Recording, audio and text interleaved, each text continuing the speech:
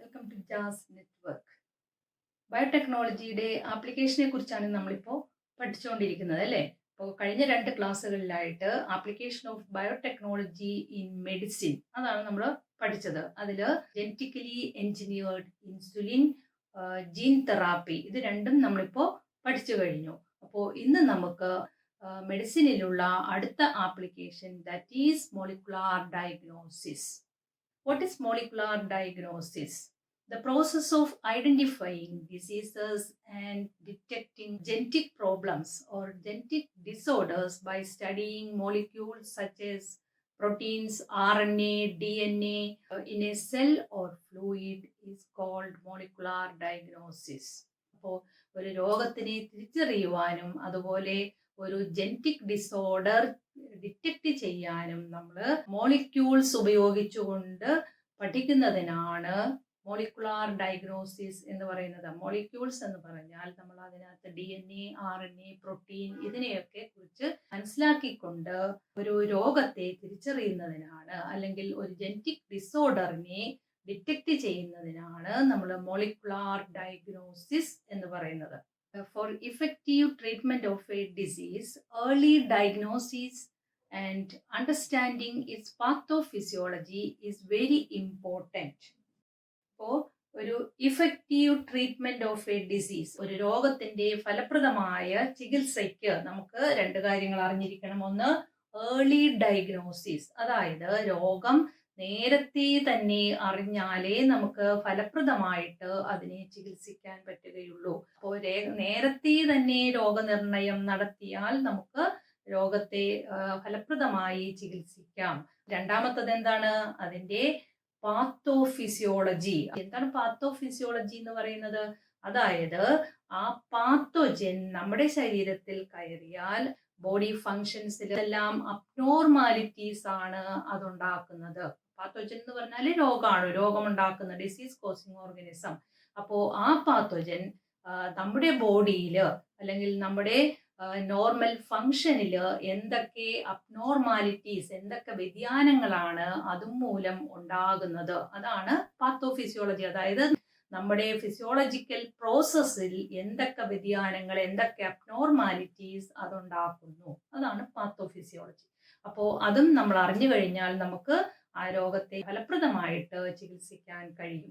Early diagnosis, നമ്മൾ സാധാരണ diagnosis എന്ന് പറഞ്ഞാൽ നമുക്ക് ഒരു രോഗം വന്നു കഴിയുമ്പോൾ നമ്മൾ എന്താ ചെയ്യുന്നത്? നമ്മൾ യൂറിൻ അനാലിസിസ് അല്ലെങ്കിൽ ബ്ലഡ് സീറം അനാലിസിസ് ഇതൊക്കെ ചെയ്യും അല്ലേ. ഇപ്പോൾ ലാബിൽ കൊണ്ടേ ടെസ്റ്റ് ചെയ്യാൻ കൊടുക്കുന്നു, നമ്മൾ ആ രോഗമുണ്ടെന്ന് ഉറപ്പിക്കുന്നു, അതല്ലേ നമ്മൾ സാധാരണ ചെയ്യുന്നത്. ബട്ട് ദിസ് കൺവെൻഷണൽ മെത്തേഡ്, ഇതെന്ന് പറഞ്ഞാൽ പരമ്പരാഗതമായ മെത്തേഡാണ് ഈ പറഞ്ഞത്, ഈ urine analysis, blood serum analysis എന്നൊക്കെ പറയുന്നത്. അപ്പോൾ early detection is not possible by this conventional method of diagnosis like urine analysis, serum analysis, etc. പരമ്പരാഗതമായ ഈ മാർഗം, ഈ കൺവെൻഷണൽ മെത്തേഡ് കൊണ്ട് നമുക്കൊരിക്കലും ഒരു ഏർലി ഡയഗ്നോസിസ് സാധ്യമല്ല. കാരണം ഇതൊക്കെ നമ്മൾ രോഗം വന്നതിന് ശേഷമാണ് ഈ മെത്തേഡ് യൂസ് ചെയ്യുന്നത് അല്ലേ, സീറം അനാലിസിസ് അല്ലെങ്കിൽ യൂറിൻ അനാലിസിസ് ഒക്കെ ചെയ്യുന്നത്. അപ്പോൾ അതുകൊണ്ട് നമുക്ക് ഒരു ഏർലി ഡിറ്റക്ഷൻ, ഏർലി ഡയഗ്നോസിസ് അവിടെ സാധ്യമല്ല. ഏർലി ഡിറ്റക്ഷൻ സാധ്യമാകുന്ന ചില മെത്തേഡുകളുണ്ട്. That is DNA technology, PCR, using probe, ELISA. These methods are used for the purpose of early diagnosis. Presence of a pathogen is normally suspected if the pathogen has produced a disease symptom. ഇപ്പോൾ സാധാരണയായിട്ട് നമ്മൾ ഒരു pathogen എന്ന് പറയുന്നത് it may be A virus or bacteria. അപ്പോൾ ഒരു presence of that virus അല്ലെങ്കിൽ ആ bacteria is suspected when this pathogen has produced disease symptoms. അത് കാണിക്കുമ്പോൾ മാത്രമാണ് നമ്മൾ ഒരു പാത്തോജൻ നമ്മുടെ ശരീരത്തിൽ ഉണ്ട് എന്ന് നമ്മൾ അറിയുന്നത് അല്ലേ. ഒരു രോഗം നമുക്ക് വന്നിട്ടുണ്ട് എന്ന് നമ്മൾ എപ്പോഴാണ് അറിയുന്നത്? അത് കുറെ സിംറ്റംസ് കാണിക്കുന്നു, നമ്മുടെ ശരീരത്തിൽ രോഗലക്ഷണങ്ങൾ വരുമ്പോഴാണ് രോഗം നമുക്ക് വന്നു എന്ന് നമ്മൾ അറിയുന്നത്. ഇപ്പൊ രോഗലക്ഷണങ്ങളില്ലെങ്കിൽ നമ്മൾ അറിയുന്നുമില്ല. But at that time the concentration of the pathogen is very high in the body. ഇപ്പൊ രോഗലക്ഷണം വരുമ്പോഴാണ് നമ്മൾ അറിയുന്നതെന്ന് പറഞ്ഞു. എപ്പോഴാണ് രോഗലക്ഷണം നമുക്ക് വരുന്നത്? ആ രോഗമാണോ നമ്മുടെ ശരീരത്തിൽ കയറിയ ഉടനെ നമുക്ക് രോഗലക്ഷണം വരുമോ? ഇല്ല. അത് നമ്മുടെ ശരീരത്തിൽ ഇരുന്ന് മൾട്ടിപ്ലൈ ചെയ്ത് പെരുകി അതിന്റെ പ്രോട്ടീൻസ് ഒക്കെ ഒരുപാട് പ്രൊഡ്യൂസ് ചെയ്ത് അതൊക്കെ ചെയ്ത് കഴിയുമ്പോഴാണ് നമുക്ക് രോഗലക്ഷണങ്ങൾ വരുന്നത്. അപ്പോൾ രോഗലക്ഷണം വരുമ്പോഴാണ് നമ്മൾ രോഗിയാണെന്ന് അറിയുന്നത്. അപ്പൊ ആ സമയത്ത് നമ്മുടെ ശരീരത്തിൽ ഈ പാത്തോജന്റെ കോൺസെൻട്രേഷൻ ഒരുപാട് കൂടിയിരിക്കും. മനസ്സിലായോ പറഞ്ഞത്? അപ്പോൾ അത്രയും കൂടിയിരിക്കുന്ന ഒരു അവസ്ഥയിൽ നമുക്ക് ചികിത്സിച്ചാൽ ചിലപ്പോൾ ഫലപ്രദമല്ലാതെ ആകും. അപ്പോൾ ഏർലി ഡിറ്റക്ഷൻ, നേരത്തെ തന്നെ നമുക്കതിനെ ഡയഗ്നോസ് ചെയ്യാൻ കഴിയുമായിരുന്നെങ്കിൽ അത് നമുക്ക് പെട്ടെന്ന് തന്നെ ചികിത്സിച്ച് ഭേദമാക്കാമായിരുന്നു. However, a very low concentration of this bacteria or virus can be detected by the amplification of the gene segment by PCR. PCR ഉപയോഗിച്ച് നമുക്ക് ഇതിന്റെ ന്യൂക്ലിക് ആസിഡ് ആംപ്ലിഫൈ ചെയ്ത്, ആംപ്ലിഫിക്കേഷൻ, എന്താണ് ആംപ്ലിഫിക്കേഷൻ? ഒരുപാട് എണ്ണമാക്കുക അല്ലെ, മൾട്ടിപ്പിൾ കോപ്പീസ് ഉണ്ടാക്കുന്നതിനാണ് നമ്മൾ ആംപ്ലിഫിക്കേഷൻ എന്ന് പറയുന്നത്. അപ്പൊ അങ്ങനെ amplification of nucleic acid, DNA amplification വഴി PCR ഉപയോഗിച്ച് നമുക്ക് ഏർലി ഡയഗ്നോസിസ് നടത്താം. ഇതിന്റെ കോൺസെൻട്രേഷൻ വളരെ കുറവാണെങ്കിൽ പോലും. PCR നമ്മൾ പഠിച്ചു കഴിഞ്ഞതാണ്. PCRന്റെ സ്റ്റെപ്പുകളെല്ലാം പഠിച്ചു കഴിഞ്ഞു അല്ലേ? അപ്പോൾ എങ്ങനെയാണ് PCR വഴി നമുക്കിത് ടെസ്റ്റ് ചെയ്യുന്നതെന്ന് നോക്കാം. ഒരു ആള് രോഗിയാണോ അല്ലയോ എന്ന് നമുക്കറിയാൻ പാടില്ല. അപ്പോൾ ആ പേഴ്സന്റെ നോസിൽ നിന്നോ ത്രോട്ടിൽ നിന്നോ കുറച്ച് സാമ്പിൾ എടുക്കുന്നു. ഈ സാമ്പിൾ കളക്ട് ചെയ്തിട്ട് ഈ sample is treated with certain chemicals, കുറെ കെമിക്കൽസ് ഒക്കെ ഉപയോഗിച്ച് അതിനെ ട്രീറ്റ് ചെയ്യും. നമ്മൾ നേരത്തെ പഠിച്ചു ഐസൊലേഷൻ ഓഫ് ജനറ്റിക് മെറ്റീരിയൽ പഠിച്ചതാണ് അല്ലേ? അപ്പൊ അതുപോലെ കുറച്ച് കെമിക്കൽസ് ഒക്കെ ഉപയോഗിച്ച് അതിനകത്തുള്ള പ്രോട്ടീൻസിനെയും ഫാറ്റിനെയും എല്ലാത്തിനെയും നീക്കി അതിൽ നിന്ന് RNA മാത്രം സെപ്പറേറ്റ് ചെയ്തെടുക്കുന്നു. ഇപ്പോ RNA ആണ് ഇവിടെ ലഭിച്ചിരിക്കുന്നത്. RNA എടുക്കാൻ കാരണം ഇപ്പോൾ നമ്മുടെ ഇവിടെ പരന്നിരിക്കുന്ന ഈ കൊറോണ വൈറസ് എന്ന് പറയുന്നത് അതിന്റെ ജനറ്റിക് മെറ്റീരിയൽ RNA ആണ്. കൊറോണ വൈറസ് എന്ന് പറയുന്നത് RNA വൈറസ് ആണ്. അപ്പൊ അതിന്റെ ജനറ്റിക് മെറ്റീരിയൽ RNA ആണ്. അതുകൊണ്ട് നമ്മൾ RNA ആണ് ഈ നമ്മുടെ സാമ്പിളിൽ നിന്ന് എടുക്കുന്നത്. മനസ്സിലായോ? അപ്പൊ ഏത് പേഴ്സന്റെ ആണോ നമ്മൾ നോക്കുന്നത് ആ പേഴ്സന്റെ സാമ്പിളിൽ നിന്ന് RNA എടുക്കുന്നു. ആ സാമ്പിളില് ആ പേഴ്സന്റെ RNAയും ഉണ്ടാകും. ഇനി ഇഫ് വൈറസ് ഈസ് പ്രസന്റ്, ആ വൈറസിന്റെ RNA ഉണ്ടാകും. വൈറസ് ഉണ്ടോ ഇല്ലയോ എന്ന് നമുക്കറിയില്ല. പക്ഷെ വൈറസ് ഉണ്ടെങ്കിൽ ആ വൈറസിന്റെ RNA, വൈറൽ RNA കൂടി ഇതിന്റെ കൂടെ ഉണ്ടാകും. RNA cannot be amplified in PCR. RNA നമുക്ക് PCR-ൽ ഉപയോഗിക്കാൻ പറ്റത്തില്ല. അപ്പോൾ ഇതിനെ DNA ആയിട്ട് മാറ്റണം. അപ്പൊ അതിനെന്ത് ചെയ്യണം? റിവേഴ്സ് ട്രാൻസ്ക്രിപ്ഷൻ അല്ലെ? ഇതിനെ എൻസൈം ഉപയോഗിച്ച് റിവേഴ്സ് ട്രാൻസ്ക്രിപ്ഷൻ നടത്തി ഇതിനെ നമ്മൾ DNA ആക്കി മാറ്റുന്നു. ഇത് DNA mRNA ആക്കുന്നതാണ് ട്രാൻസ്ക്രിപ്ഷൻ. ഇവിടെ നമ്മൾ തിരിച്ച് RNA DNA ആക്കുന്നു, ഡബിൾ സ്ട്രാൻഡഡ് DNA ആക്കി മാറ്റുന്നു. ഇപ്പൊ കിട്ടിയിരിക്കുന്ന ഡബിൾ സ്റ്റാൻഡേർഡ് DNA-ല് ചിലപ്പോ വൈറൽ DNA-യും കാണും. Viral DNA means viral RNA. ഇതിനകത്ത് ആദ്യം നമുക്ക് കിട്ടിയിരുന്നതിനകത്ത് വൈറൽ RNA-യും ഉണ്ടായിരുന്നു എന്ന് വിചാരിക്കും. ഉണ്ടോ ഇല്ലയോ എന്ന് നമുക്കറിയില്ല. ഉണ്ടെങ്കിൽ ഇപ്പോ അത് റിവേഴ്സ് ട്രാൻസ്ക്രിപ്ഷൻ നടത്തുമ്പോൾ അതും DNA ആയിട്ട് മാറിയിട്ടുണ്ട്. അതിനെയാണ് നമ്മൾ PCR-ൽ ഉപയോഗിക്കുന്നത്. അപ്പോൾ PCR-ലേക്ക് നമ്മൾ ഇതിനെ കൊടുക്കുമ്പോൾ ഇതിനകത്തേക്ക് നമ്മൾ പ്രൈമർ ആഡ് ചെയ്യണം അല്ലേ? PCR-ന്റെ പ്രോസസ്സ് പഠിച്ചതല്ലേ? ഇവിടെ നമ്മൾ ആഡ് ചെയ്യുന്ന പ്രൈമർ എന്ന് പറയുന്നത് ആ വൈറസിന്റെ DNA-ക്ക് കോംപ്ലിമെന്ററി ആയിട്ടുള്ള പ്രൈമറിനെയാണ് യൂസ് ചെയ്യുന്നത്. മനസ്സിലായല്ലോ? അപ്പോൾ കുറെ പ്രൈമർ, അത് ചെറിയ ചെറിയ പ്രൈമറിനെ ആഡ് ചെയ്യുന്നു. അതെല്ലാം പ്രൈമർ എന്ന് പറഞ്ഞാൽ ചെറിയ സിംഗിൾ സ്റ്റാൻഡേർഡ് ആയിട്ടുള്ള DNA-യുടെ സെഗ്മെന്റ് ആണ് പ്രൈമർ എന്ന് പറയുന്നത് അല്ലേ? അപ്പോൾ ഇനി നമ്മൾ ഇതിനകത്തേക്ക് ന്യൂക്ലിയോടൈഡ്സ് ഒക്കെ ഇട്ട് കൊടുക്കുക, ആ പ്രോസസ് ഒക്കെ ചെയ്യുന്നു. അത് കഴിഞ്ഞ് ടെമ്പറേച്ചർ ചേഞ്ചസ് ഇതൊക്കെ വരുത്തി കഴിഞ്ഞ് അവസാനം ഇത് മൾട്ടിപ്ലൈ ചെയ്യുമ്പോൾ ഈ വൈറൽ DNA ഇതിനകത്തുണ്ടെങ്കിൽ അത് എന്ത് ചെയ്യുന്നു? അത് ഇതുമായിട്ട് ചേർന്ന് അത് കുറെ DNA ഉണ്ടാക്കുന്നു. ആംപ്ലിഫൈ ചെയ്ത് അതിൻ്റെ ബില്യൺസ് ഓഫ് കോപ്പീസ് അതുണ്ടാക്കുന്നു. പ്രൈമർ ആഡ് ചെയ്യുമ്പോൾ തന്നെ അതിലേക്ക് ഒരു മാർക്കർ ആയിട്ടൊരു ഫ്ലൂറസെന്റ് ഡൈ അതുകൂടി ആഡ് ചെയ്യുന്നുണ്ട്. അപ്പൊ നമുക്ക് ആ ഫ്ലൂറസെന്റ് ഡൈയുടെ അല്ലെങ്കിൽ ആ ഫ്ലൂറസെന്റ് ഇതുവഴി അത് ലൈറ്റ് കാണിക്കും. ഫ്ലൂറസെന്റ് എന്ന് പറഞ്ഞാൽ ലൈറ്റ് പ്രൊഡ്യൂസ് ചെയ്യും. ആ ലൈറ്റ് ഒരു കമ്പ്യൂട്ടറിലേക്ക് നമുക്ക് മോണിറ്റർ ചെയ്ത് കമ്പ്യൂട്ടറിൽ നമുക്കത് കാണാൻ പറ്റും. അപ്പോൾ ഇത് ഇങ്ങനെ ഇത്രയും ബില്യൺസ് ഓഫ് കോപ്പീസ് ഉണ്ടാക്കുമ്പോൾ അതിന് ആദ്യമേ തന്നെ സയന്റിസ്റ്റ് അതിന്റെ ലെവല് കീപ്പ് ചെയ്ത് വെച്ചിരിക്കും. ഇത്രയും ലെവൽ ആകുമ്പോൾ, അതായത് ഇത് ഓരോന്ന് പ്രൊഡ്യൂസ് ചെയ്യുമ്പോൾ അവിടെ അത് ഫ്ലൂറസെൻസിന്റെ ആ ഒരു ലെവൽ അവിടെ കാണിക്കും ഓരോന്ന് പ്രൊഡ്യൂസ് ചെയ്യുന്നതനുസരിച്ച്. അപ്പോൾ അതിങ്ങനെ VCRൽ സാധാരണ 20-25 എന്ന് പറഞ്ഞു, ചിലപ്പോൾ 35 ഒക്കെ സൈക്കിൾ അത് ചെയ്യും. അപ്പോൾ അത്രയും പ്രാവശ്യം അത് റിപ്പീറ്റ് ആയിട്ട് ഹീറ്റ് കൂളിങ്ങനെ ചെയ്തുകൊണ്ടിരിക്കുമെന്ന്. അങ്ങനെ ചെയ്തുകൊണ്ടിരിക്കുന്ന സമയത്ത് ഇത് ബില്യൺ മടങ്ങ് ആകുന്നു. അപ്പോൾ ഒരു പർട്ടിക്കുലർ ലെവല് ഫ്ലൂറസെന്റിന്റെ ആ ലെവൽ ഒരു പർട്ടിക്കുലർ ഇതിലെത്തുമ്പോൾ നമുക്ക് ഡിസീസ് ഉണ്ടെന്നാണ് അത് കൺഫേം ചെയ്യുന്നത്. മനസ്സിലായോ? അതായത് നമ്മുടെ ശരീരത്തിൽ ആ വൈറസ് കയറി, ഇനി അത് എത്ര സൈക്കിൾ എത്തിക്കഴിഞ്ഞിട്ടാണ് എന്നുള്ളത് ഡിറ്റക്ട് ചെയ്തിട്ടാണ് ആ വൈറസ് സിവിയർ ആണോ അല്ലെങ്കിൽ അത് അത്ര സിവിയർ അല്ലേ എന്നൊക്കെ നമ്മൾ തീരുമാനിക്കുന്നത്. മനസ്സിലായോ? അപ്പോൾ ഇങ്ങനെ വൈറൽ DNA ആംപ്ലിഫൈ ചെയ്തിട്ടാണ് നമ്മൾ രോഗനിർണയം നടത്തുന്നത്. അപ്പൊ നമ്മുടെ ശരീരത്തിൽ വൈറസ് കയറി ഉടനെ ആണെങ്കിൽ പോലും നമുക്കിങ്ങനെ ആംപ്ലിഫൈ ചെയ്ത് അതിനെ ഡിറ്റക്ട് ചെയ്യാൻ പറ്റും. വളരെ എളുപ്പത്തിൽ ഡയഗ്നോസ് ചെയ്യാവുന്ന ഒരു മെത്തേഡാണ് PCR എന്ന് പറയുന്നത്. ഇങ്ങനെ PCR ഉപയോഗിച്ച് നമുക്ക് HIV-യെ ഐഡന്റിഫൈ ചെയ്യാം. For suspected AIDS patient, AIDS ഉണ്ടോ എന്ന് സംശയിക്കുന്ന എയ്ഡ്സ് രോഗികളിൽ HIV ടെസ്റ്റ് നടത്താൻ പറ്റും. അതുപോലെ detecting mutated genes in suspected cancer patients, cancer വരും എന്ന് നമ്മൾ സംശയിക്കുന്നവരിൽ ഏതെങ്കിലും ജീൻ മ്യൂട്ടേഷൻ നടന്നിട്ടുണ്ടോ എന്ന് പരിശോധിക്കുന്നതിന് PCR ഉപയോഗിക്കുന്നു. ഇപ്പൊ നമുക്കറിയാം കൊറോണ വൈറസ് ഡിറ്റക്ട് ചെയ്യാനും PCR ഉപയോഗിക്കുന്നു. അപ്പൊ അങ്ങനെ ഏർലി ഡയഗ്നോസിസിന് ഉപയോഗിക്കുന്ന ഒരു ടെക്നിക്കാണ് PCR. മനസ്സിലായല്ലോ?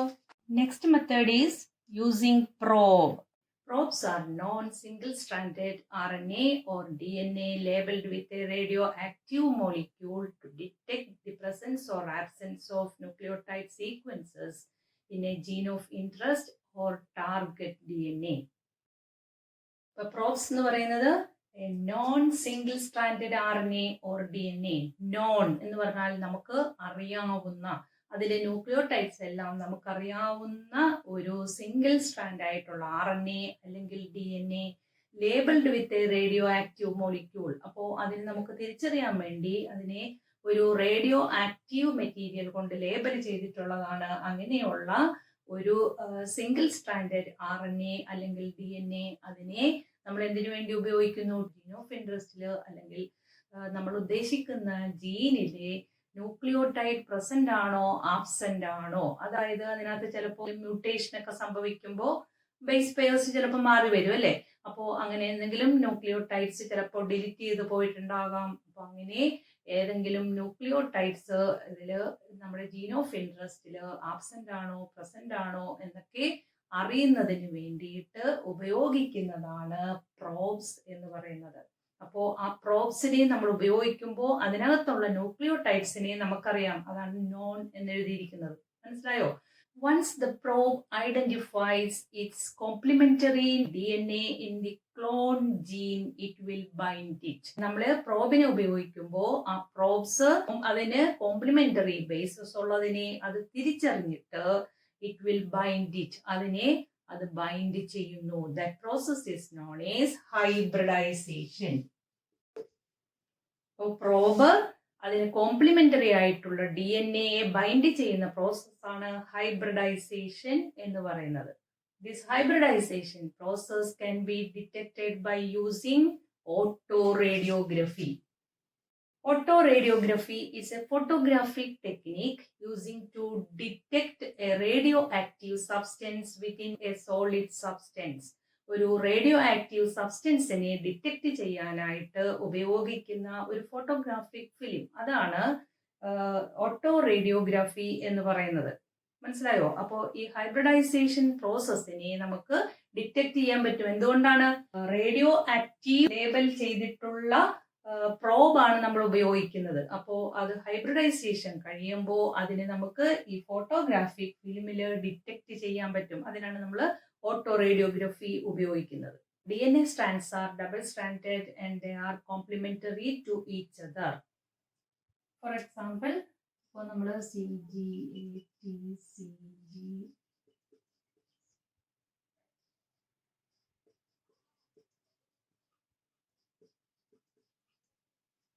ഓരോന്നിനും കോംപ്ലിമെന്ററി ആയിട്ടുള്ളത്. അപ്പോൾ DNA എന്ന് പറയുന്നത് ഡബിൾ സ്ട്രാൻഡ് ആണ്.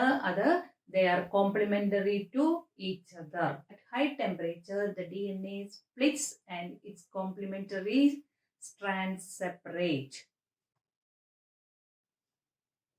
ഹൈ ടെമ്പറേച്ചറിൽ ഈ കോംപ്ലിമെന്ററി സ്ട്രാൻഡ്സ് സെപ്പറേറ്റ് ചെയ്യുന്നു. മനസ്സിലായല്ലോ? ഇനി when it cools, these strands again combine to form the DNA double stranded. അപ്പോൾ ഹൈ ടെമ്പറേച്ചറിൽ അത് സ്പ്ലിറ്റ് ചെയ്യുന്നു. നമ്മൾ പഠിച്ചിട്ടുള്ളതാണ് ഡിനേച്ചറേഷൻ അല്ലേ? ഹൈ ടെമ്പറേച്ചറിൽ ഡിനേച്ചറേഷൻ സംഭവിക്കുന്നു, DNA സ്പ്ലിറ്റ് ചെയ്യുന്നു, അതിലെ സ്ട്രാൻഡ്സ് രണ്ട് സ്ട്രാൻഡും സെപ്പറേറ്റ് ചെയ്യുന്നു. ഇനി when it cools, these strands again combine to form double stranded. വീണ്ടും അത് പഴയതുപോലെ ഡബിൾ സ്ട്രാൻഡഡ് ഇതുപോലെ തന്നെ ആയി വരുന്നു. But in between this heating and cooling apply a probe into this mixture. അപ്പോൾ ഇങ്ങനെ കൂളിങ്ങും ഹീറ്റിങ്ങും നടത്തുന്നതിൻ്റെ ഇടയിൽ നമ്മൾ അതിൻ്റെ ഇടയിലേക്ക് ഒരു പ്രോബിനെ കടത്തിവിടുന്നു. അപ്പോൾ പ്രോബ് ഇതിലേക്ക് നമ്മളൊരു പ്രോബിനെ മിക്സ് ചെയ്യുന്നു. ദാറ്റ് പ്രോബ് ഈസ് ഒരു പ്രോബിനെ നമ്മൾ ഇതിലേക്ക് മിക്സ് ചെയ്യുന്നു. അപ്പോൾ ഇങ്ങനെ ഹീറ്റിങ്ങും കൂളിങ്ങും നടക്കുന്നതിൻ്റെ ഇടയിലേക്ക് നമ്മളൊരു പ്രോബിനെ കൂടി അതിലേക്ക് ഇട്ട് കൊടുക്കുന്നു. പ്രോബ് നമ്മൾ നേരത്തെ പറഞ്ഞു റേഡിയോ ആക്റ്റീവ്ലി ലേബിൾഡ് ആണ് പ്രോബ് എന്ന് പറയുന്നത്. The probe identifies its complementary bases. It will hybridize or attach to the matching sequence when the DNA sample cools. അപ്പോൾ DNA സാമ്പിൾ കൂൾ ചെയ്യുമ്പോൾ ഈ ഒരു ഇത് ഉണ്ടാകുന്നതിന് പകരം നേരത്തെ അവർ കമ്പൈൻ ചെയ്ത് DNA തന്നെ ആയിട്ട് മാറിയായിരുന്നു. ഇപ്പോൾ അതിന് പകരം ഈ പ്രോബാണ് അതിന് കോംപ്ലിമെന്ററി ആയിട്ടുള്ള സീക്വൻസിനെ അത് ഐഡന്റിഫൈ ചെയ്യുന്നു. അപ്പോൾ ഇതിന് കോംപ്ലിമെന്ററി ആയിട്ടുള്ള സീക്വൻസ് ഏതാണ്? ഇവിടെ GC എന്ന്. അപ്പോൾ ഇതാണ് അതിന്റെ കോംപ്ലിമെന്ററി സീക്വൻസ്. അപ്പോൾ ഇവിടെ അത് എങ്ങനെയാ ഉണ്ടാകുന്നത്? കണ്ടോ, നേരത്തെ ഇതുപോലെ ഉണ്ടാകുന്നതിന് പകരം ഈ പ്രോബ് അതിന് കോംപ്ലിമെന്ററി ആയിട്ടുള്ള അതുമായിട്ട്, അപ്പോൾ ഇതിനകത്ത് ഇപ്പൊ 2 ഉണ്ട്, അതിൽ കോംപ്ലിമെന്ററി ആയിട്ടുള്ളത് അതുമായിട്ട് അത് ചേരുന്നു. അപ്പൊ 2 അല്ല, നമ്മൾ ഒരുപാടെണ്ണമാണ് ഇട്ട് കൊടുക്കുന്നത്. അപ്പൊ അതിന് കോംപ്ലിമെന്ററി ആയിട്ടുള്ള സീക്വൻസുമായിട്ട് പ്രോബ് ഹൈബ്രിഡൈസ് ചെയ്യുന്നു. മനസ്സിലായല്ലോ? അപ്പോൾ ഇത് കൂൾ ചെയ്തപ്പോൾ നേരത്തെ ഇതുണ്ടായതിന് പകരം നമ്മൾ പ്രോബിനെ ഇതിനകത്തേക്ക് അപ്ലൈ ചെയ്തപ്പോൾ ആ പ്രോബ് കോംപ്ലിമെന്ററി ആയിട്ടുള്ള അതിൻ്റെ സീക്വൻസിനെ ഐഡന്റിഫൈ ചെയ്തിട്ട് അതുമായിട്ട് മാച്ച് ചെയ്യുന്നു, അതുമായിട്ട് ഹൈബ്രിഡൈസ് ചെയ്യുന്നു. As the probes are radioactively labeled, this hybridization process will appear in the photographic film. അപ്പോൾ ഫോട്ടോഗ്രാഫിക് ഫിലിമിൽ ഇത് അപ്പിയർ ചെയ്യുന്നു. ഈ ഹൈബ്രിഡൈസേഷൻ പ്രോസസ് നമുക്ക് ഫോട്ടോഗ്രാഫിക് ഫിലിമിൽ കാണാൻ പറ്റുന്നു. If the DNA has a mutated gene, the probe will not hybridize with it. For example, ഇപ്പോൾ ഇതിനകത്ത് ഇത് നമ്മൾ കണ്ടു, ഇതിനകത്ത് ഇതിന് പകരം ഇവിടെ ഒരു ജീൻ മ്യൂട്ടേഷൻ സംഭവിച്ചു എന്നിരിക്കട്ടെ. അപ്പൊ എന്ത് സംഭവിക്കും? ഇവിടെ ഈ ജീനിന് മ്യൂട്ടേഷൻ സംഭവിച്ചിരിക്കുന്നു. ആ മ്യൂട്ടേഷൻ സംഭവിച്ചിരിക്കുന്നത് കൊണ്ട് ഇതിന് ഇതുമായിട്ട് ബേസ് പെയർസ് നോക്കുമ്പോൾ ഇതിന് കോംപ്ലിമെന്റാരിറ്റി വരുന്നില്ല. കണ്ടോ? അപ്പോൾ അതുകൊണ്ട് അവിടെ ആ ഹൈബ്രിഡൈസേഷൻ പ്രോസസ് നടക്കുന്നില്ല. So it will not appear in the photographic film. If the DNA has a mutated gene, the probe will not hybridize with it because the probe will not have complementarity with this mutated gene. So it will not appear in the photographic film. Clear ആയല്ലോ? അപ്പോൾ mutated gene, അപ്പോൾ ഏതെങ്കിലും ഒരു gene ഫ്രാഗ്മെന്റിൽ അല്ലെങ്കിൽ ഒരു gene of ഇൻട്രസ്റ്റിൽ mutation സംഭവിച്ചിട്ടുണ്ടോ, അതിലേതെങ്കിലും ന്യൂക്ലിയോടൈഡ് മാറിയിട്ടുണ്ടോ എന്ന് ഡിറ്റക്ട് ചെയ്യാനായിട്ട് നമ്മൾ പ്രോബിനെ യൂസ് ചെയ്യുന്നു. Next one is ELISA. ELISA, it's full form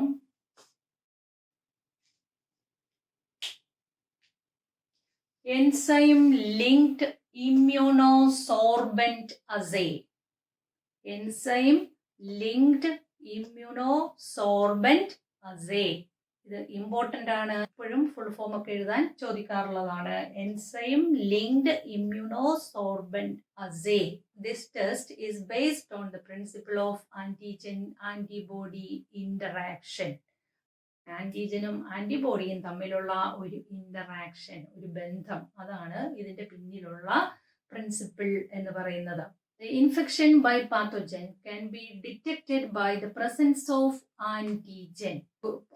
രോഗാണു മൂലം അല്ലെങ്കിൽ ഒരു ഡിസീസ് കോസിങ് ഓർഗാനിസം, ഒരു വൈറസോ ബാക്ടീരിയയോ ഒക്കെ മൂലം നമുക്ക് ഒരു ഡിസീസ് വന്നിട്ടുണ്ടെങ്കിൽ ആ ഡിസീസിനെ നമ്മൾ ഡിറ്റക്ട് ചെയ്യുന്നത് by the presence of antigen. ഒന്നുകിൽ ആന്റിജന്റെ പ്രസൻസ് നോക്കിയിട്ട്, അല്ലെങ്കിൽ presence of antibody synthesized against the pathogen. ആ പാത്തോജന് എഗെയിൻസ്റ്റ് ആയിട്ട് നമ്മൾ ആന്റിബോഡി ഉണ്ടാക്കിയിട്ടുണ്ടോ എന്ന് നോക്കിയിട്ടാണ് നമ്മൾ ആ ഡിസീസ് ഉണ്ടോ, ഒരു പാത്തോജൻ മൂലം, ഒരു രോഗാണു മൂലം നമുക്ക് ഒരു ഇൻഫെക്ഷൻ ഉണ്ടായിട്ടുണ്ടോ എന്നറിയുന്നത്. ആന്റിജൻ എന്ന് പറയുന്നത് ആ പാത്തോജനിലെ ഹോസ്റ്റിലേക്കാണോ കയറിയത്, ആ ഹോസ്റ്റിൽ പ്രൊഡ്യൂസ് ചെയ്യുന്ന പ്രോട്ടീൻ, അതാണ് ആന്റിജൻ എന്ന് പറയുന്നത്. ഒരു വൈറസ് ആണ് നമ്മുടെ ശരീരത്തിൽ വന്നിട്ടുള്ളതെങ്കിൽ ആ വൈറസ് നമ്മുടെ ബോഡിയിൽ ഒരു പ്രോട്ടീൻ ഉണ്ടാക്കുന്നു, അതാണ് ആന്റിജൻ. മനസ്സിലായോ? ഈ ആന്റിജൻ വന്നു കഴിഞ്ഞാൽ അപ്പൊ തന്നെ നമ്മുടെ ബോഡിയിലുള്ള ലിംഫോസൈറ്റ് പ്രൊഡ്യൂസ് ആന്റിബോഡീസ്. അതിന് എഗെയിൻസ്റ്റ് ആയിട്ട്, ആ വന്നിരിക്കുന്ന ആന്റിജന് എഗെയിൻസ്റ്റ് ആയിട്ട് ഇമ്മ്യൂൺ സിസ്റ്റം, അതായത് നമ്മുടെ ലിംഫോസൈറ്റ് അപ്പോൾ തന്നെ ആന്റിബോഡീസ് പ്രൊഡ്യൂസ് ചെയ്യുന്നു. മനസ്സിലായോ? അപ്പോൾ ആ ആന്റിബോഡി ആ ആന്റിജനുമായിട്ട് ബൈൻഡ് ചെയ്ത് ആ ആന്റിജനെ എലിമിനേറ്റ് ചെയ്യുന്നു. മനസ്സിലായല്ലോ എങ്ങനെയാണെന്ന്? അപ്പോൾ ആന്റിജൻ ആന്റിബോഡി ഇന്ററാക്ഷൻ എന്ന് പറഞ്ഞാൽ അങ്ങനെയാണ്. ഇനി നമുക്കിതെങ്ങനെ ടെസ്റ്റ് ചെയ്യാം? എങ്ങനെയാണ് എലീസ ടെസ്റ്റ് ചെയ്യുന്നത്? ഒരു രോഗാണു ഒരാളുടെ ശരീരത്തിലുണ്ടോ ഇല്ലയോ എന്നൊക്കെ അറിയുന്നതിനാണ് ടെസ്റ്റ് ചെയ്യുന്നത്. അപ്പോൾ ഒരു പെട്രി ഡിഷിലേക്ക് ഏത് വൈറസിനെയാണോ നമുക്ക് ഡിറ്റക്ട് ചെയ്യേണ്ടത്, അല്ലെങ്കിൽ ഏത് പാത്തോജനെയാണോ നമുക്ക് ഡിറ്റക്ട് ചെയ്യേണ്ടത്, ആ പാത്തോജൻ പ്രൊഡ്യൂസ് ചെയ്യുന്ന antigen. For example, corona virus ആണ് ഡിറ്റക്ട് ചെയ്യേണ്ടതെങ്കിൽ കൊറോണ വൈറസ് പ്രൊഡ്യൂസ് ചെയ്യുന്ന ആന്റിജനെയാണ് നമ്മൾ ഈ ഡിഷില്, ഈ പെട്രി ഡിഷിൽ എടുക്കുന്നത്. മനസ്സിലായോ എങ്ങനെയാണ് ഈ ടെസ്റ്റ് ചെയ്യുന്നതെന്നാണ് പറഞ്ഞു തരുന്നത്. അപ്പോൾ പെട്രി ഡിഷിലേക്ക് നമ്മൾ ഏത് വൈറസിന്റെ ആണോ നോക്കേണ്ടത് ആ വൈറസ് പ്രൊഡ്യൂസ് ചെയ്യുന്ന ആന്റിജൻ എടുക്കുന്നു. ഇനി അതിലേക്ക് നമ്മുടെ ബ്ലഡ് സാമ്പിൾ,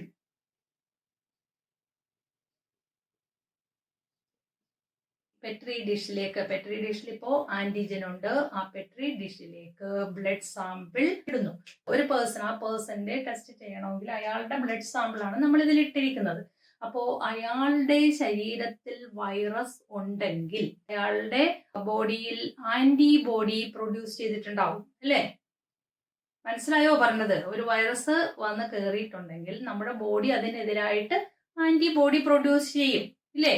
അപ്പോൾ നമ്മൾ ഈ ബ്ലഡ് സാമ്പിൾ എടുത്തപ്പോൾ അതിനകത്ത്, ഇയാളുടെ ബ്ലഡ് സാമ്പിളിനകത്ത് ആന്റിബോഡി ഉണ്ടെങ്കിൽ എന്ത് സംഭവിക്കും? That antibody binds with this. ഇതുമായിട്ട് ആ ആന്റിബോഡി ബൈൻഡ് ചെയ്യുന്നു, അതുമായിട്ട് ബൈൻഡ് ചെയ്യുന്നു. മനസ്സിലായോ പറഞ്ഞത്? അപ്പോൾ ഇതിലേക്ക് നമ്മൾ ബ്ലഡ് സാമ്പിൾ ആഡ് ചെയ്തു. ഇനി അതിന്റെ കൂടെ നമ്മൾ അതിലേക്ക് ഒരു എൻസൈം കൂടി ആഡ് ചെയ്യുന്നു, A special type of enzyme. That enzyme binds the antigen antibody complex. ഇവിടെ ആന്റിജനും ആന്റിബോഡിയും കൂടി മിക്സ് ചെയ്തിട്ടുണ്ട്, ഇവിടെ മാറ്റി വരക്കാം. ഇത് ആന്റിബോഡി നമ്മുടെ ആന്റിബോഡി ഇങ്ങനെ ഒരു വൈ ഷേപ്പിലാണ് ഇരിക്കുന്നത്. അതിലേക്ക് ഇവിടെ ഉണ്ടായിരുന്ന ആന്റിജൻ, ആ ആന്റിജൻ അതുമായിട്ട് ബൈൻഡ് ചെയ്തു. മനസ്സിലായോ? അപ്പോൾ ഇതിലേക്ക് നമ്മളിപ്പോ ഒരു എൻസൈം ആഡ് ചെയ്തു, പുതുതായിട്ട് ഒരു എൻസൈം കൂടി ആഡ് ചെയ്തു, ഒരു സ്പെഷ്യൽ എൻസൈം. ആ എൻസൈമിന് ഒരു സ്പെഷ്യൽ ക്യാരക്ടർ ഉണ്ട്. ദാറ്റ് ഈസ് അത് ഈ ആന്റിജൻ ആന്റിബോഡിയെ ബൈൻഡ് ചെയ്യുന്നു. ആ എൻസൈം ഇതാണ്. ആ എൻസൈം എന്ത് ചെയ്തു?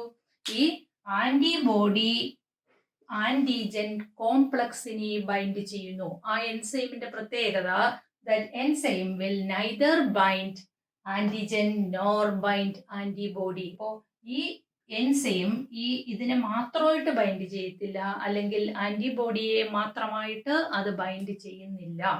മനസ്സിലായോ? അത് always bind the antigen antibody complex.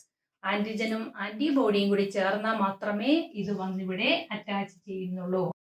ഈ രണ്ട് പ്രോസസ് ഇവിടെ നടക്കുന്നില്ല. ഇതും ഇല്ല, ഇതും ഇല്ല. മനസ്സിലായോ പറഞ്ഞത്? അപ്പോ ഈ എൻസൈം, ഈ പച്ച കളറിട്ട് കാണിച്ചിരിക്കുന്നത് എൻസൈം ആണെങ്കിൽ ആ enzyme it will bind with the antigen antibody complex. മനസ്സിലായോ?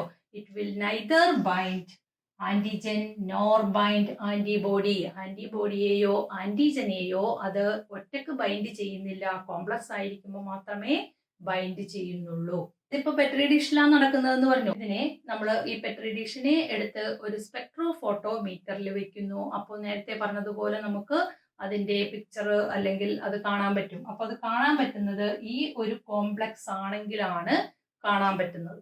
മനസ്സിലായോ? ഇത് മൂന്നും കൂടി ഇങ്ങനെയുള്ള ഒരു കോംപ്ലക്സ് ആണെങ്കിൽ അത് നമുക്ക് ആ സ്പെക്ട്രോ ഫോട്ടോമീറ്ററിൽ അത് അവിടെ തെളിഞ്ഞു വരുന്നു. അതായത് ഈ സ്പെക്ട്രോ ഫോട്ടോമീറ്റർ എന്ന് പറയുന്നത് അത് ചില ലൈറ്റ് അതിലൂടെ പാസ് ചെയ്യുന്നു. അങ്ങനെ ആ ലൈറ്റ് പാസ് ചെയ്യുമ്പോൾ അത് ചില പ്രത്യേക വേവ് ലെങ്ത് ഉള്ള ലൈറ്റിനെ ഈ കോംപ്ലക്സ് അബ്സോർബ് ചെയ്തിട്ട് അതിനെ റിഫ്ലക്റ്റ് ചെയ്യുന്നു. അപ്പോൾ ആ പ്രത്യേക വേവ് ലെങ്ത് ഉള്ള ആ ലൈറ്റ് എനർജി, ആ ഫോട്ടോണിനെ നിരീക്ഷിച്ചിട്ടാണ് നമ്മൾ ഇതിനെ ഐഡന്റിഫൈ ചെയ്യുന്നത്. മനസ്സിലായോ? അപ്പോൾ ഇത് മൂന്നും കൂടി ഇങ്ങനെ ചേർന്ന് മിക്സ്ചർ ആയിട്ടിരിക്കുമ്പോഴാണ് അത് ആ ഫോട്ടോൺ എത്ര അബ്സോർബ് ചെയ്തു എന്നൊക്കെ അവർക്ക് ആ സ്പെക്ട്രോ ഫോട്ടോമീറ്ററിൽ നോക്കിയാൽ അറിയാൻ പറ്റും. അപ്പൊ അങ്ങനെയാണ് ഇത് ഐഡന്റിഫൈ ചെയ്യുന്നത്. ഇനി ഇത് ഇപ്പൊ ഞാൻ ഇത് ഒരെണ്ണം ഒരു എക്സ്പെരിമെന്റ് ആയിട്ടാണ് ഇത് പറഞ്ഞു തന്നത്. സാധാരണ ഇത് ടെസ്റ്റ് ചെയ്യുക എന്ന് പറയുന്നത് ഇതിനകത്തൊരു മൈക്രോ ടൈറ്റർ പ്ലേറ്റ്, ഇങ്ങനെ ഒരു പ്ലേറ്റ് പോലെയാണ് ഇതിരിക്കുന്നത്. ആ പ്ലേറ്റില് കുറേ ഇങ്ങനെ കുഴികളുണ്ടാവും. മനസ്സിലായോ? ഒരുപാട് കുഴികൾ ഇങ്ങനെ ഉണ്ടാകും. ഇതിനെ നമ്മൾ വെൽസ് എന്ന് പറയും. അപ്പോൾ ഈ വെൽസ്, അതായത് താഴോട്ട് ഇങ്ങനെ ഇങ്ങനെ ഇരിക്കുന്നത് കണ്ടോ? ഇതാണ് പ്ലേറ്റ് എന്ന് പറയുന്നത്. ഈ പ്ലേറ്റിൽ ഓരോ കുഴി അതിങ്ങനെ താഴോട്ട് ഇങ്ങനെ ഇങ്ങനെ ഇരിക്കും. അപ്പോൾ അതിലേക്കാണ് നമ്മൾ ഈ ആന്റിജൻ, ഇവിടെ ഞാൻ ഇതിനകത്ത് പറഞ്ഞതുപോലെ നമ്മൾ അതിനകത്ത് ആന്റിജൻ ഇട്ട് കൊടുക്കുന്നു. അപ്പൊ അത് ഈ വെൽസിൽ ഇതിനകത്ത് നിറച്ച് ആന്റിജൻ നമ്മൾ ഇടുന്നു. അത് ആ വെൽസിലൊക്കെ പോയി ഇങ്ങനെ പറ്റിപ്പിടിച്ച് ആന്റിജൻ ഇരിക്കുന്നു. ഇനി അതിനകത്തേക്കാണ് നമ്മൾ ഇപ്പൊ കൊറോണയാണ് ടെസ്റ്റ് ചെയ്യേണ്ടതെങ്കിൽ ആ കൊറോണ സാമ്പിൾ, അപ്പൊ ഓരോരുത്തരുടെയും സാമ്പിൾ നമ്മൾ ഓരോന്നിലേക്കാണ് ഇങ്ങനെ ഇട്ട് കൊടുക്കുന്നത്. കണ്ടോ? ഒരെണ്ണമായിട്ട് ചെയ്യാതെ, പെട്രി ഡിഷിൽ പറഞ്ഞപ്പോൾ നമ്മൾ ഒരെണ്ണം ഒരു എക്സ്പെരിമെന്റ് പറഞ്ഞതാണ് ഞാൻ. അപ്പൊ അത് ചെയ്യുന്നത് ഇതുപോലെ ഈ മൈക്രോ ടൈറ്റർ പ്ലേറ്റ് എല്ലാം കൂടി ഒരുമിച്ച് ഒരുപാട് പേരുടെ ഒന്നിച്ചാണ് ഇത് ടെസ്റ്റ് ചെയ്യുന്നത്. കണ്ടോ? ഓരോന്നിലും എടുക്കുന്ന സാമ്പിള് ഓരോരുത്തരുടെയാണ് എടുക്കുന്നത്. അപ്പൊ ഒരുപാട് പേരുടെ നമുക്ക് ഒറ്റ ട്രിപ്പില് ചെയ്യാൻ പറ്റും. എന്നിട്ട് ഈ പ്ലേറ്റ് ആണ് നമ്മൾ പിന്നീട് സ്പെക്ട്രോ ഫോട്ടോമീറ്ററിലേക്ക് ഈ പ്ലേറ്റ് എടുത്ത് വെക്കുന്നത്. ഇതിൽ ഓരോന്നിലേക്കുമാണ് നമ്മൾ സാമ്പിൾ ഒഴിച്ചു കൊടുക്കുന്നു. അത് കഴിഞ്ഞ് ആ എൻസൈം ഇടുന്നു. ഇത്രയും പേരുടെ ഒരു വലിയ പ്ലേറ്റ് ആണ്. ആ പ്ലേറ്റിൽ ഇങ്ങനെ കുറെ കുഴികളുണ്ടായിരിക്കും. മനസ്സിലായല്ലോ? അതിനാണ് വെൽസ് എന്ന് പറയുന്നത്. അങ്ങനെയാണ് ഇത് ടെസ്റ്റ് ചെയ്യുന്നത്. അപ്പോൾ ഇതാണ് എലിസ ടെസ്റ്റ്. മനസ്സിലായല്ലോ? അപ്പോൾ ഇതിനകത്ത് ഇതൊക്കെ നിങ്ങൾക്ക് മനസ്സിലാകാൻ ഞാൻ പറഞ്ഞതാണ്. ഇതിനകത്ത് നമുക്ക് അറിയേണ്ട ഇത്രയേ ഉള്ളൂ. ഇതൊരു ആന്റിജൻ ആന്റിബോഡി ഇന്ററാക്ഷൻ വഴിയാണ് നടക്കുന്നത്. മനസ്സിലായല്ലോ? ക്ലാസ് മനസ്സിലായിട്ടുണ്ടാകും എന്ന് വിശ്വസിക്കുന്നു. Thank you.